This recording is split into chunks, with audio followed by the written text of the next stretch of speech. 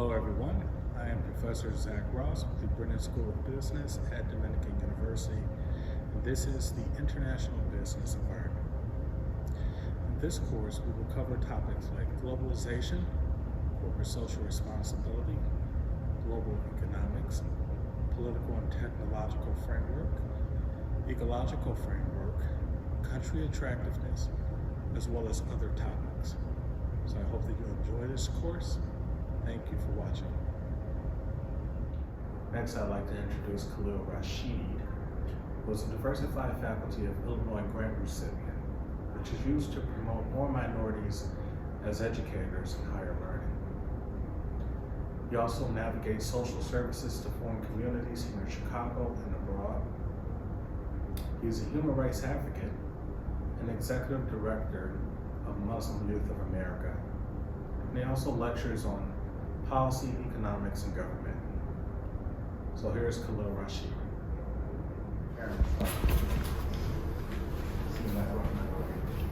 Thank you, Professor Ross. I'll get straight into it.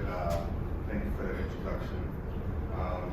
As Professor said, I do a lot of work in, my field is political science,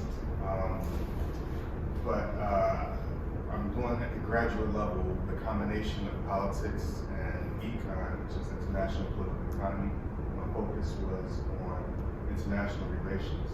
And so just before starting graduate school, I was doing a lot of work in IT as a QA analyst and as a business analyst, helping companies who were developing different types of software merge the company's needs with what the software was supposed to do. And a lot in this field, in IT, as you know, is going into automation, so the actual physical programmers and developers, they're still there and much needed. However, if that was just something I was doing on the side before I went back to graduate school, I decided to, continue on with political science at the international level. And as Professor Ross stated, travel around the world, for that international experience. And so what I have here today is an analysis that I did for a lot of conferences, international and within the United States, related to how to better understand the political environment when doing business. So I work with a few professors in terms of their tenureship, in which we may get calls all over the world with people who want to go into a market and they want to know like some of the things you already talked about, what's the culture, what's the political environment, et cetera, so they can see how successful, their business is. And this is the gist of it. I cut it down a lot, because this is an undergraduate course, right? So I was a little bit heavy on the methodology and a lot of the theories. I'm not gonna get too deep into that unless you want to, unless you have specific questions. But, did I turn it on?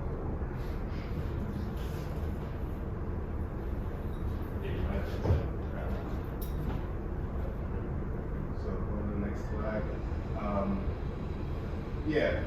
So we're looking at some of the theoretical frameworks of and the intersectionality of business, econ, and politics. This is graduate school talk when I operationalize variables, and as Zack said, what I'm going to do is look at China as an independent variable to some of their business practices, both in the regional analysis of Africa in general, and some impact it's having on the country of Myanmar right now, which is very relevant today. All this is, of course, to understand the changing world. This is what they call a modernization model. So this basically says that wherever you have good government, i.e. democracy, or the absence of an authoritarianship, you'll have good business practices and positive economic growth. So I propose a question, which all research, once you get to the graduate level, maybe you do this at the MBA level, but everything starts with a question, okay? And so my question, probably the first question I had on the first day of graduate school was looking at if Chinese economic investment is leading to prosperity in Africa. I don't know how many of us have traveled, even in South Africa. I've been to a few African countries, and for the past, as long as I've known, it's been the poorest country in the world, and you have the same, repetition of, what's going on with every country, the corruption, the poverty levels, and that's why I chose to look at Africa specifically.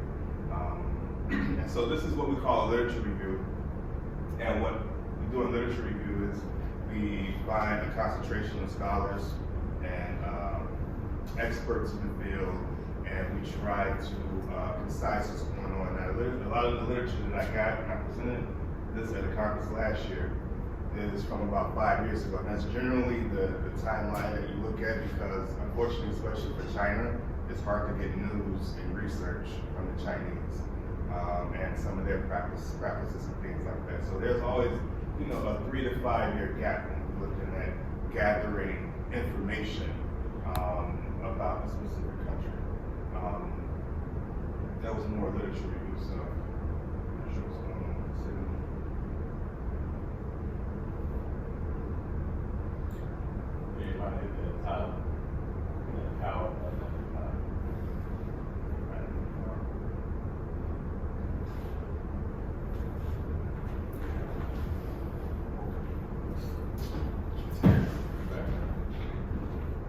Literature review stuff, modernization thesis. And so what I did was we looked at these are some of the years and Chinese official foreign direct inflow into African countries. And we see right around the height of American economic crisis in 2008, the Chinese got more aggressive in their investment into a lot of the African countries.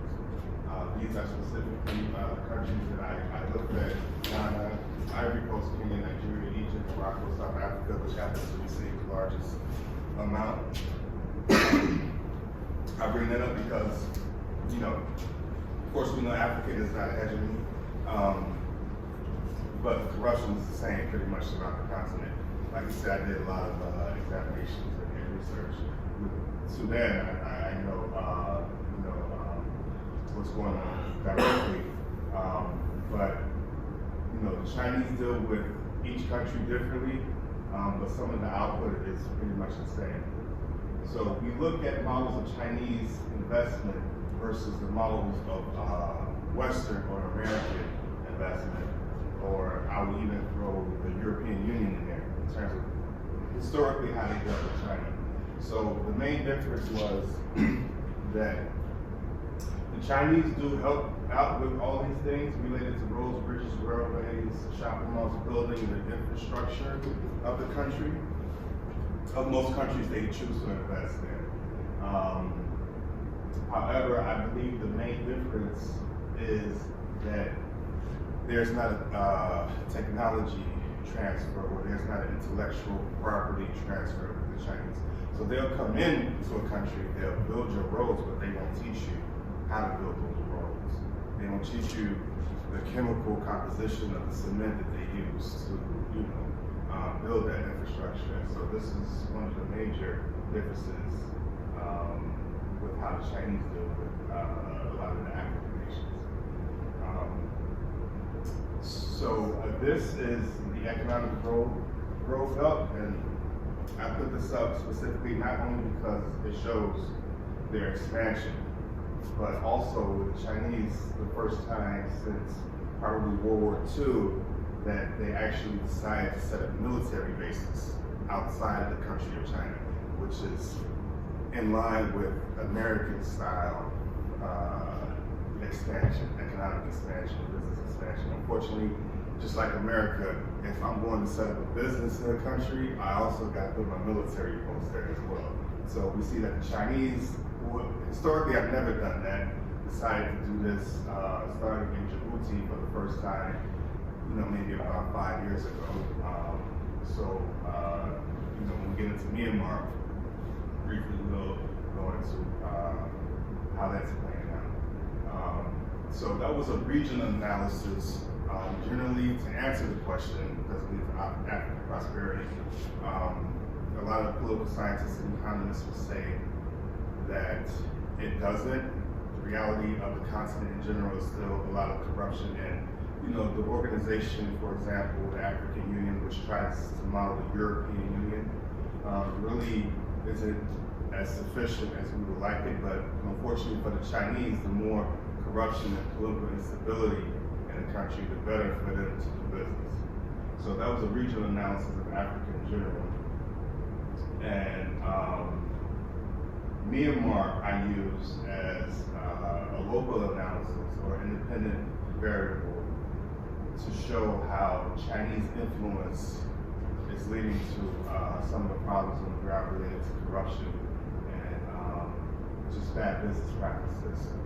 We know, just this past week or so, there's another government coup in Myanmar, and a lot of that is related to how Chinese do business in the country itself. So with Myanmar, we're talking about culture, and we're talking about some of the socioeconomic aspects of it.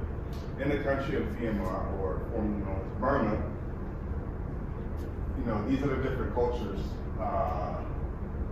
Myanmar happens to occupy the name of Burmese, the majority of the country, but I put this up because this is also have geographical significance. So each culture occupies a certain area of the country, okay? And different areas of the country is rich with resources and different types of,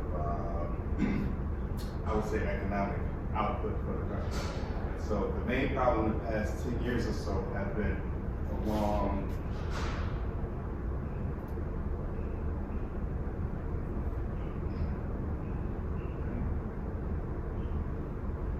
this northwestern region, where the Chinese are putting up a pipeline to go to the rest of Asia. They have the Rohingya crisis, where they literally try to displace, the Rohingya, who are majority Muslim, about 90% Muslim, 10% Buddhist, out of this region, so the Chinese can continue, their pipeline flows throughout the rest of the country. And so this is the Rakhine State on that coast, very rich with resources, but particularly because of the geographical location of it, a lot of gas and oil reserves. We have the Bay of Cargo, which is a very important passageway throughout the rest of the region. So I don't know what it's like. So with that, I did a 3-level of analysis. I had here it is. Individual, state, and international systems. Looking at country and examining it. You look at the individuals, so each individual ethnic group, the role that they play in politics. Historically, after World War I, along that region that I had just mentioned, the Rakhine State, this is where, after maybe World War I, a lot of the Indian, Pakistani, and Bangladeshi people were displaced, and they occupied this region. And a lot of them were, a lot of professionals. They were, a lot of business, accountants, finance people. And so they occupied those positions up until the 80s when the father of the country was founded. And so we did a 3-level analysis of individuals, the state, the political system, and we looked at the international system, specifically that being China and its role in the country. This is Aung San Suu Kyi. I don't know what to call her, the current president or former president. It's all, very interesting. Her father was the founder of the country and a general of the army. And so what I did with her was I did what they call a gender analysis in terms of trying to understand where the country was going. So in political science and econ, there's a lot of psychology that goes on with understanding, what people are going to do, when, where, and how, and why. So I did a basic gender analysis of her. And there's a lot of studies in this also, especially now related to Corona, because they're saying that women who run certain countries or certain cities or certain municipalities, especially related to the coronavirus, are doing much better than how men would run it, because they have the organizational skills and they have, the passion to get out there and do the work.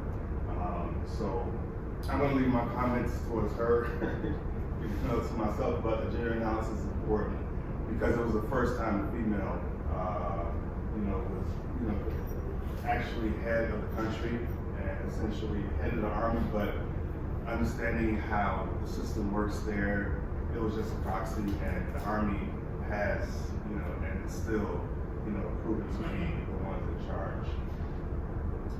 On the international level, the regional analysis related to this is where we have a group of member states in Southeast Asia, and they came together for the purposes of creating an economic pact and a business union within the region. So kind of like modeling themselves after the European Union. And pretty much their only, I guess, bylaw, or the main bylaw, if you will, is that as long as your business don't interfere with my business, we're good. Kind of like some kind of mafia type, outfit. And this is why a lot of times we have problems in these countries, because historically, Cambodia, Thailand, Myanmar, even in the Philippines, you have all these human rights violations, what people perceive on an international level as human rights violations, where the country or the government or the military can wipe out whole regions and nobody say anything, especially regionally, because they have this policy. As long as your country don't interfere with my country, then we're good. So the European Union is a little bit different on that level, but it started off like that. And so doing that type of analysis and knowing what's going on is important. And this is just some information that I had on, this group. It's called ASEAN. I think we're going to be hearing a lot about them, in the future. And, a lot of that is related to breaking away from China, actually. So that's why I also use this in my case analysis, because, just like America and Russia, China's going to become so big that these problems are inevitable, and there's going to be regions that want to break away, from their influence, which is going to cause, a lot of issues. And so the last thing I'll say about, this whole analysis is that combining, government and business is nothing new. A lot of studies, were produced probably after World War I related to how government should influence business, because in the founding of, the United States, people, look at things through business opportunity. So a lot of those people became, obviously, presidents and people of position and power. And a lot of studies are going on today related to the relationship between government and business.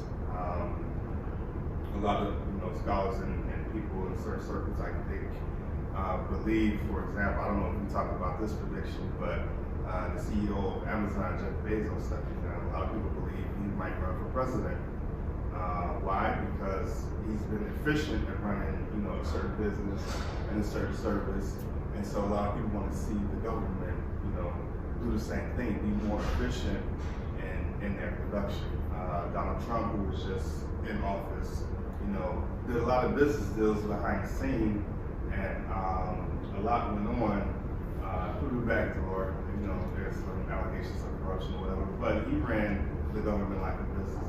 So I think, the likes of Jeff Bezos, and we have Bloomberg, who tried to get in there through the last run. All these business people are, trying to step up and run government and such. So this is, the purpose of scholars like myself combining, the two. I know you wanted me to talk a little bit about my experience related to specific transactions, but I thought I'd just give a general highlight of some of the research that I've conducted. And, I'm not sure if it went over your heads, but I produced a lot of this for graduate studies and different conferences and seminars, and so a lot of times with the conferences, it's real particular and real methodological, so I try to, make it as concise as possible. So that's about it.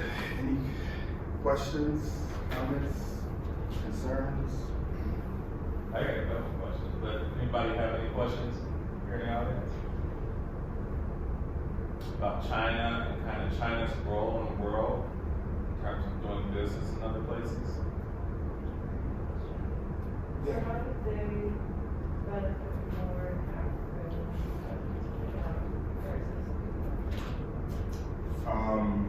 So the economic financial crisis of 2008 was also a global crisis. Actually started in Europe, not necessarily America. A lot of the mishaps of the European Union kind of set off the economic crisis. So it's all interdependent. China, also has its part in that related to inflation and currency wars. And so what happens is that on an international scale, when the dollar drops, which it did, you had the Chinese who sought to open, more markets, especially, some of the oil producing markets. So their business and involvement in Africa, rich with oil and different minerals and resources, was, an opportunity for them to invest. So the relationship between China and America is important to understand because the Chinese buy a lot of American debt, and so when the financial crisis happened, primarily through some of the institutions like Freddie Mae and a lot of the housing institutions, a lot of those sold their debt off to China. So the Chinese bought the debt. You really got to understand how currency wars work. And so basically they bought the debt and they were able to use that leverage to open up, different markets around the world specifically. And the Chinese have been in Africa for a long time, just not at the level that they're at now and the dominance that they're at now because, understanding what's going on in Africa is also important too. A lot of African countries are kind of like switching their allegiance to Europe and America. And that's why we had a lot of the revolutions in 2011 in North Africa, from Tunisia to Morocco to Egypt, even Sudan, which Bashir left a couple of years ago, but still the remnants of 2011, the financial crisis of 2008 kind of like pushed all that through. You see what I'm saying? So when the disaster happened, Chinese just capitalized on an opportunity, to really become the ones, in charge of those markets. Good question. Anybody else? So it's insane how China is still trying to take over and manage the African continent. I mean, that's insane, and it's smart. So, since you went in Africa many times, what's the thoughts of the Africans? Whether they're accepting that idea or are they against it? Depends on the country. So in general, they are accepting because, like I said, they change their allegiance. A lot of countries are just very, very corrupt, and they just can't get out of their own way. So, for example, I think even though Nigeria is getting better, they're probably one of the most corrupt. Sudan, which I travel to frequently, is also The north or the south? both actually. And they split because China is involved, by the way. But I think the corruption level is running, throughout the continent is the main reason why a lot of business can't get done. So, like I said, they invest, but the Africans, they want a technology transfer. They want an information transfer. So they come in, they build up their infrastructure, but they don't teach you how to, giving the fishermen the fish without teaching them how to fish, really. And Africans know that, by now. Unfortunately, they're not organized as an African Union, like they should be. But the Chinese and they're expanding for their own reasons as well. But a lot of the African nations get in their own way when it comes to that. Some are doing better. I think South Africa is a good model for the Chinese coming in and doing business, then there's a reciprocal relationship. So obviously, they give back because a lot of the stuff that's being mined in South Africa is very difficult to mine, and only Chinese technology have the capabilities to extract some of those resources. You know what I'm saying? So it depends on where you go throughout the continent, but I would say in general that they're still very unorganized, and with all the political instability, which is happening with the Arab Spring and so forth, we're still seeing presidents and leaders fall from that. So I think it's still going to take some time for that relationship to be more serious. Do you think China can help in the way that issue, or they could take advantage of that? What happens there? They could. It depends on how they see their position, in the world. So depending on what's going on with the rest of the superpowers, I think they are based on their aggression, off of that. Unless Africa, of course, finds something to organize. What are some of your personal thoughts, Khalil, about kind of China's practices? Is it just they're protecting their country, they're just doing business like how the Americans would do all over the world and go into places, set up an army, do these different things? Or should we really be concerned as like the media tries to portray China as a boogie? If you had asked me that probably 2 years ago, I would say that China's not necessarily the boogeyman because like I said, for the first time they decided to expedite military. So whenever you have boots on the ground, I don't care. It's just hard to do business. You see what I'm saying? I think my problem with China is that again the transparency isn't there. So this whole coronavirus, for example, we couldn't get information for a long time because they're just not transparent people. They don't have, and I should have included this in the slides, but when we're looking at modernization of the country, we're looking at things like independent judiciary, independent media, and certain things related to the culture of the people that allows us to gain information, which the Chinese don't have. And understandably so, but at the same time, China is the world's factory, you know what I'm saying? And in order for me to do business, in order for you to do business with anybody, there has to be some level of trust. There has to be some level of transparency. And this is what you're going to ultimately run into when you're dealing with your different business partners, whether it be individuals or firms. You just don't know what's going on with China. You know what I'm saying? 3 years ago, the United States lifted their trade embargo with Sudan. And for a long time, me and some friends, we were sending pharmaceuticals from China to Sudan directly, but since the United States did it, then we got together, we just tried to send it to DHL here. And because they know that, we were working with the same firm in Khartoum, it wasn't able to get to the people. It got held up in customs, and we had to pay extra tax for it to get out and get, dispersed. So these are the kind of problems we run into, in relation to Chinese specific. There's no transparency, which for me, leads to distrust ultimately. So. Any other questions? Yeah. The funniest thing, because if you think about it deeply, I don't know if this is considered analyzing African international business way, which is because they're not trustable. So that's a new way of analyzing Africa, but there's no work that was business. Yeah. Well, I think you're going to see a lot related to the currency and currency wars because, there is a lot of talent and there is a lot of people who are doing very highly innovative things. Fortunately for us, a lot is still tied up in the American dollar. But now with the rise of cryptocurrency, and I think this is one of the main reasons why crypto is going to be, very, very, huge. People, they don't want to deal in American dollars anymore. So you have a lot of, new cryptocurrencies, popping up and being mined.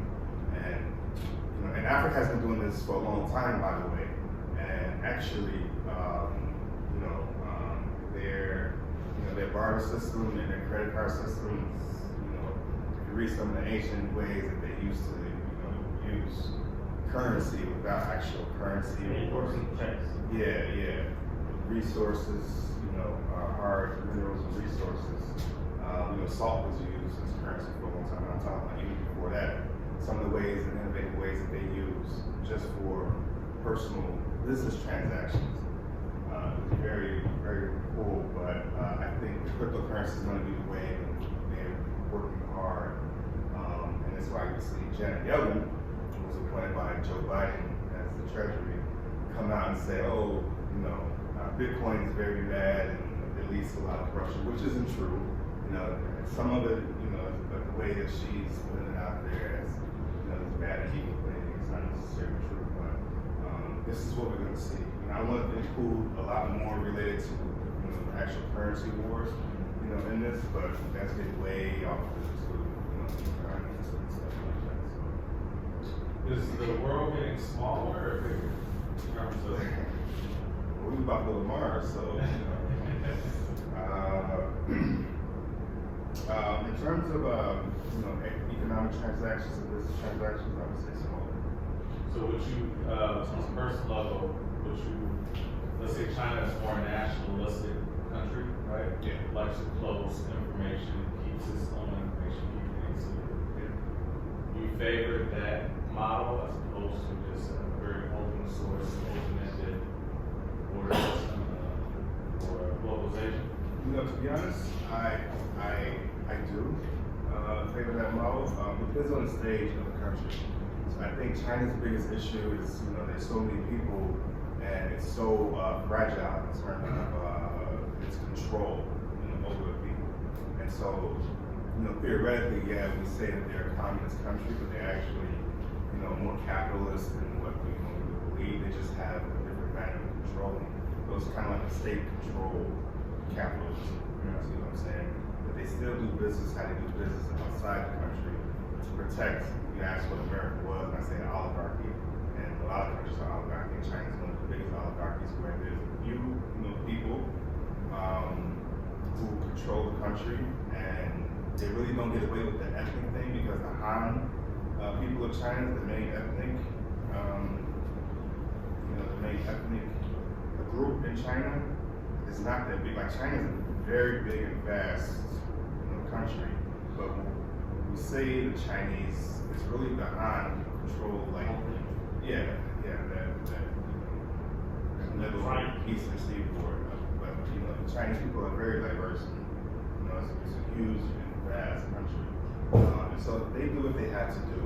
We had the Cultural Revolution in the 80s, which would have, which crippled them for a while. They wanted to move into that, and I see your question. They wanted to move into that realm. As you remember back in the 80s and 90s, everything was produced in Japan. And so there was a shift, probably late 90s, 2000, where everything was being made in China. You know what I'm saying? Unfortunately, the quality of the products isn't as good. I like the Japanese PlayStation, totally when I was growing up.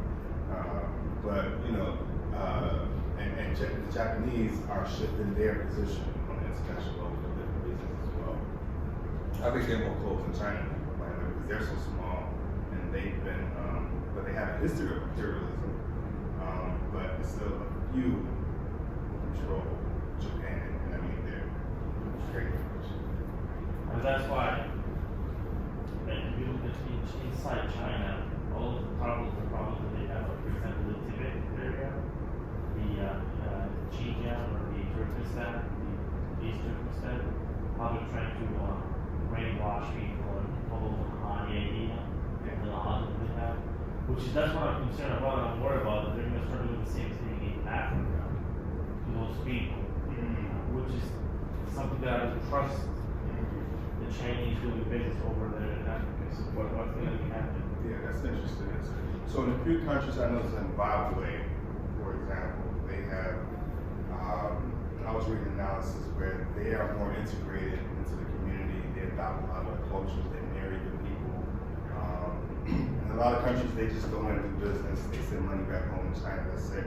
But in some countries like Zimbabwe, I think South Africa a little bit, they're a little bit more assimilated, integrated. So they marry and they have kids. They set up their businesses, and I mean not just taking the resources, but like they're setting up their trade posts and stuff like that, bringing resources into Africa as well as exporting, what they need. Africa, I mean, I was gonna say China is actually, as you know, they say overpopulated. And so a lot of times in a lot of different places, they're trying to find places where Chinese people can be also.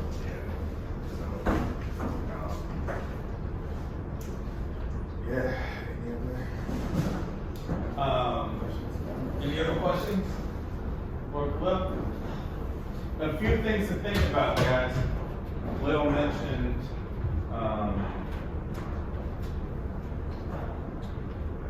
programming, right? You want your people in your country to believe in a certain system, or a certain boogeyman, or certain what have you, right? So if you go on the news sites and you're like, oh, CCP, right? China Communist Party, right? You see communists, oh, they're communists, they're human rights violations. Like, really, they're more capitalistic than we are, right? So the point is to take everything, kind of think for yourself, right? Because we're busy people, we don't have time to do research and looking at things. But the media here is the big program, right? The media is the fourth arm of the government, right? You got Congress, President, Supreme Court, but you got the media. The media is actually probably the most powerful arm of the government, right? It's not in the Constitution, but it exists. So even with China, they're programming people. So even if they go to a foreign country, they're going to do business. They don't want to share their information. Why would I share their information? Because then you can do it yourself. I'm not going to make money. No. I don't want the people integrating too much, having children, because why? That goes against the programming back home. That would destroy the structure that we have. Also here in the United States, do you see Asian politicians? Do you see a lot of Asian politicians? No. Chinese are their culture, their programming is very insulated. You won't see an Asian running for president. Maybe the one guy, what was his name? In New York.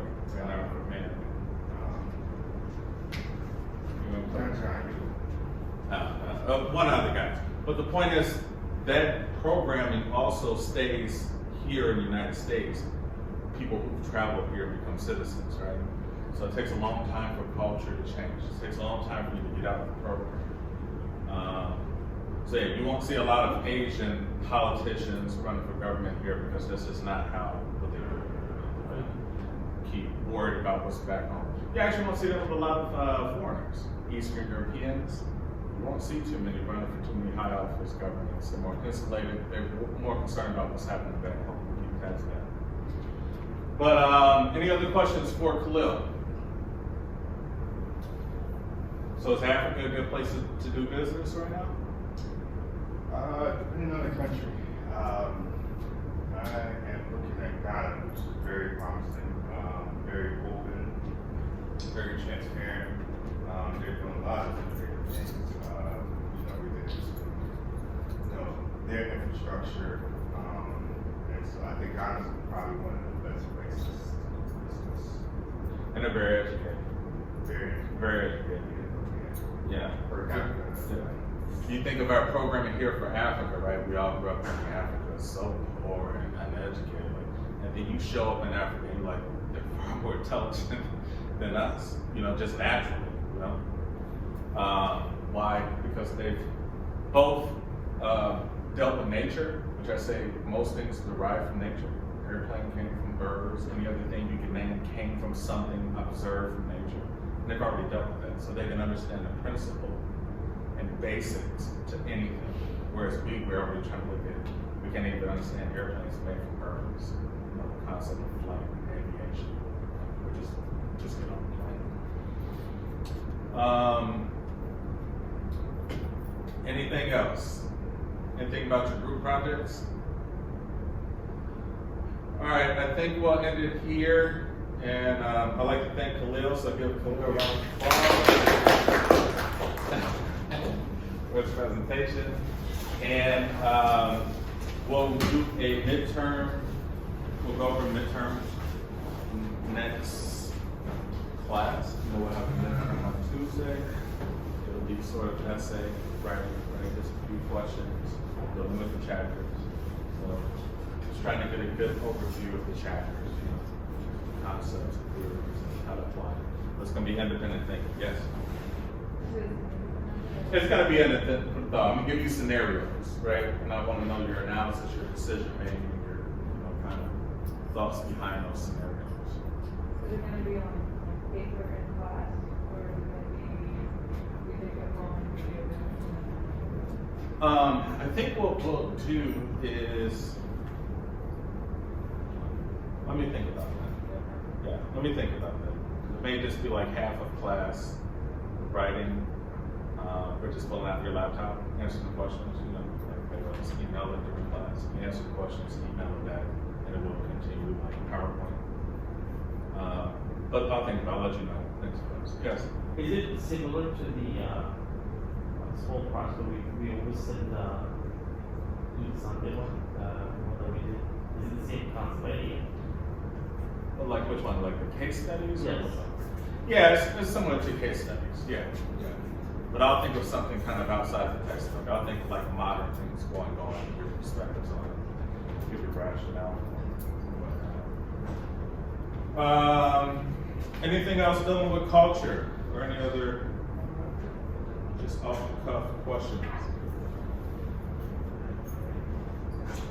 Okay, yeah, we'll probably have another speaker later on this term, maybe in like late March or April, and then maybe towards the end of class, I'll talk about some business opportunities, even with my organizations, nonprofit, for-profit, see where we can go from there. And that's it. I'll see you guys next class. Have a good one.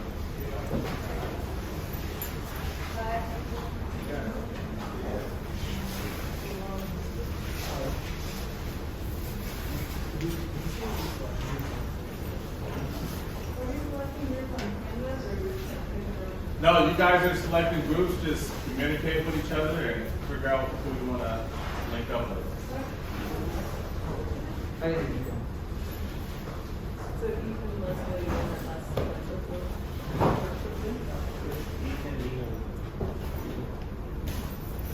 Thank you, Professor. Thank you so much. All right, Come on, Greg. Stop. There it is. Thank you, guys. Get up here.